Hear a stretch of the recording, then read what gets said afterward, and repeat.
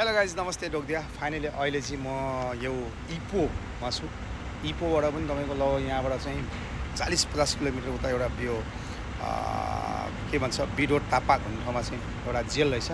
त्यो जेलमा चाहिँ म आज एकजना भाइको डकुमेन्ट्सको लागि आएको थिएँ।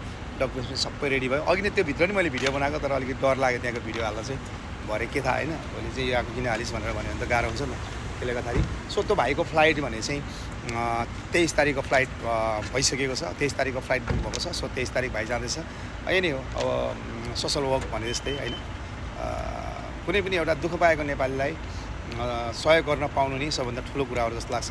सो फाइनली म चाहिँ मेरो ड्रेसअप हेर्ने भने यहाँनिर कम्पनी हेर्नु न, पाइन्ट यस्तो पाइन्टमा कुदिरहेको छु म होइन। गाह्रो छ यार, गाह्रो छ।